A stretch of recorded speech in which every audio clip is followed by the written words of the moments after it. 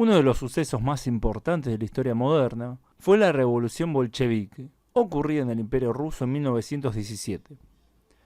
Ese fue un año muy convulso para ese país, en el cual ocurrieron dos revoluciones. Primero una revolución liberal y unos meses después la comunista. A esto le siguió una cruenta guerra civil que dejó millones de personas muertas y una destrucción generalizada en el país. Finalmente, el 29 de septiembre de 1922, se establece formalmente la Unión de Repúblicas Socialistas Soviéticas. Prácticamente desde el principio de la Revolución de Octubre, los enemigos de los bolcheviques comenzaron una campaña de propaganda pintando este nuevo poder de la peor forma posible. Esta propaganda fue haciéndose cada vez más elaborada hasta tomar forma de varias teorías que daban una explicación del por qué el gobierno zarista había colapsado. Un grupo que se dedicó obsesivamente a realizar esta tarea era el de los emigrados rusos. Estos habían escapado del antiguo imperio y se habían agrupado en distintos países desde donde operaban para socavar el poder soviético. Fueron ellos los que elaboraron una de las teorías más populares que explican la Revolución Rusa. Según esta, los judíos habrían conspirado para tomar el poder y atacar a los cristianos del Imperio Ruso. Esta teoría se sustentaba principalmente en que varios de los bolcheviques más prominentes eran de origen judío. Esta narrativa fue muy popular entre los nacionalistas y fascistas de Europa. De hecho, el movimiento nacional socialista alemán la adoptó como propia y una vez que tomaron el poder, la usaron como justificación ideológica para atacar a la Unión Soviética. Este video es patrocinado por Generación Libertadora, una agrupación política juvenil de derecha orgánica. Defiende el conservadurismo cultural, el liberalismo económico y el patriotismo político. Asisten a manifestaciones y también a niños con sus propios merenderos en barrios necesitados, con iniciativa civil y cooperación privada, sin fondos estatales. Mila Zurbriggen la lidera y actualmente acompaña a Javier Milei haciendo el Armado Nacional. Si sos argentino de derecha o simpatizante de Milei, súmate. Generación Libertadora es tu lugar. Mila y Milei te necesitan. Link al perfil de ella y su agrupación en el comentario fijado. Solo basta mensajear para unirse. Si también querés patrocinar un video u otra cosa, escríbeme a mi Instagram. Link también en el comentario fijado. Primeramente hay que desmentir algunas cosas. Si bien algunos de los dirigentes bolcheviques más importantes fueron de origen judío, la mayoría no lo fueron. Lenin no era judío bajo ninguna definición posible. Su bisabuelo por parte materna, Moshe Blanc, sí era judío y se casó con una mujer judía. Sus hijos y él se convirtieron al cristianismo, algo no muy común para la época. Su hijo, Strul Moshevich Blanc, pasó a ser Alexander Dmitrievich Blanc, luego de su conversión. Se casó con Anna Groshoft, de origen sueco y alemán. Una de las hijas de este matrimonio fue la madre de Lenin. El padre de Lenin, por su parte, era descendiente de rusos y calmucos principalmente. En base a esto, podemos decir con certeza que Lenin no era judío. El otro bolchevique famoso caracterizado a veces como judío es Stalin. Este caso es aún más claro. Ambos padres de Stalin eran de origen georgiano y no hay ninguna evidencia que indique otra cosa. Pero más allá de estas dos figuras puntuales está la cuestión de que si los judíos estaban sobre representados entre las filas bolcheviques. Antes de responder la pregunta hay que ver el panorama étnico que existía en el Imperio Ruso en esa época. El único censo realizado en ese país data de 1897. En él se puede observar lo diverso que era el imperio. Se tomó el idioma como indicador de nacionalidad. Por ejemplo, los rusos llegaban al 44,31% de la población, los ucranianos eran el 17,81% y los tártaros el 10,64%. Los judíos tomados como nacionalidad llegaban al 4,03%, mientras que las personas que seguían la religión judía llegaban al 4,15%. Los polacos llegaban al 6,31%, los bielorrusos al 4,68%, los pueblos fineses eran el 2,79% y los alemanes llegaban al 1,43%. Los letones eran el 1,14%. Los caucasianos llegaban al 1,08% y el resto de los grupos no llegaba al 1%. Tenemos datos de los miembros del primer gobierno soviético, el Sovnarkom. De los 16 miembros, solo uno era de origen judío, Trotsky. La situación dentro del propio partido bolchevique era distinta. En la reunión del Comité Central del partido, el 23 de octubre de 1917, solo 12 de los 21 miembros pudieron asistir. De estos, 6 eran judíos étnicamente o por lo menos en parte, como por ejemplo Kamenev, que tenía madre rusa, mientras que los otros 6 no lo eran. En la votación sobre si hacer un levantamiento armado, es decir, llevar a cabo la toma del poder, todos los no judíos votaron a favor, mientras que solo 4 de los judíos votaron a favor, mientras que Zinoviev y Kamenev votaron en contra. Hay que señalar que de los miembros del Comité Central que no pudieron ir, ninguno era judío.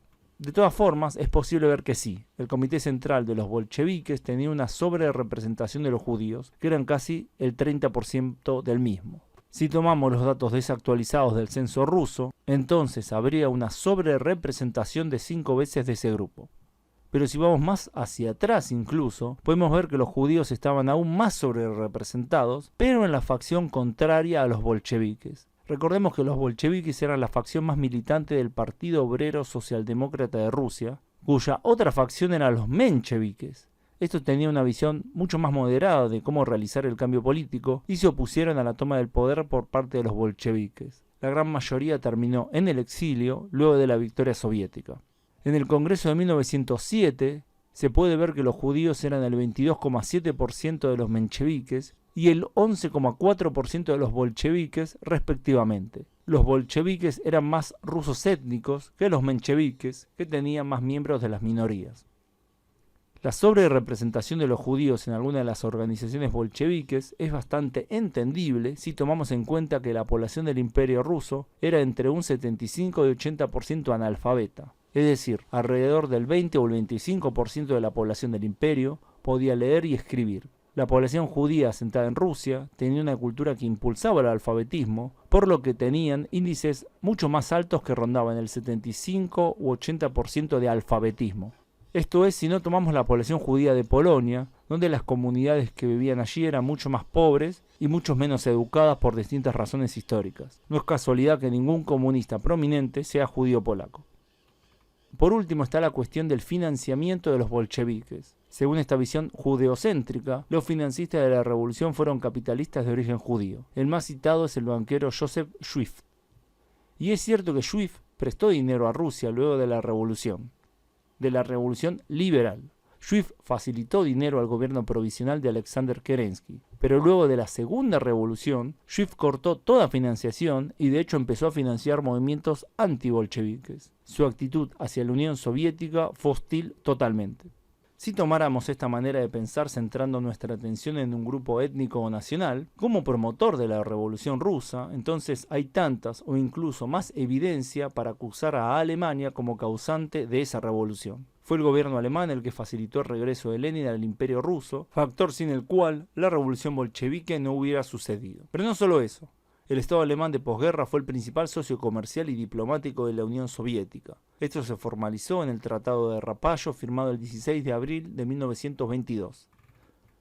Alemania y la Unión Soviética también realizaron acuerdos secretos que permitieron a las Fuerzas Armadas alemanas el continuo desarrollo de nueva tecnología y el entrenamiento de sus tropas en lo profundo del territorio soviético. Por su parte, estos recibían armamento y tecnología, tanto militar como industrial. Las fábricas de tanques bolchevique de Leningrado y Komitar de Kharkov fueron modernizadas con la ayuda alemana. Esta ayuda fue fundamental para la industrialización de la Unión Soviética, así también como para la modernización de la agricultura. Pero decir que por esto Alemania fue la causante de la revolución bolchevique sería ridículo. La revolución rusa fue un fenómeno complejo que se puede analizar desde distintos puntos de vista. Si ponemos el foco en la identidad y los grupos nacionales, un panorama surge en base a la evidencia histórica con la que disponemos. La sociedad del Imperio Ruso presoviética era extremadamente desigual. El poder político y económico recaía en una minoría ínfima, mientras que la gran mayoría era pobre y totalmente dependiente. Este grupo eran principalmente los campesinos, que eran en general rusos étnicos. Los bolcheviques tuvieron éxito en reclutar en la pequeña clase media del Imperio Ruso. Había excepciones como por ejemplo Stalin, que era de clase trabajadora. Pero esa clase media con cierta educación era la que podía siquiera leer la propaganda socialista.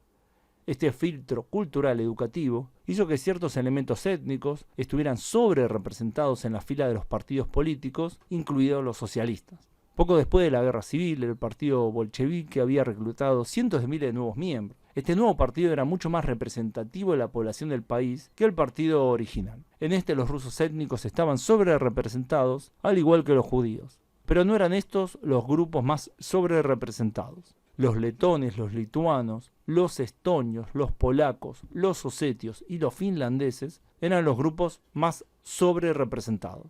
En el caso de los letones, por ejemplo, estaban 10 veces más sobrerepresentados en el Partido Comunista que los judíos. Los países bálticos, justamente, son los que más componente indoeuropeo mantienen de toda Europa. Así que si vamos a caracterizar la revolución bolchevique como una revolución racial, es más justa caracterizarla como una revolución aria. Bueno, espero que les haya gustado el video. Pongan me gusta si les gustó y compartan si creen que vale la pena compartir. ¿Qué revolución histórica es su favorita? Comenten debajo. Gracias a todos por su tiempo y gracias especiales a quienes colaboran con el canal en Patreon, donde pueden acceder a contenido exclusivo, además de aparecer los agradecimientos de los videos de este canal y mi otro canal, Mega Visión Mundial. Nos vemos pronto, saludos.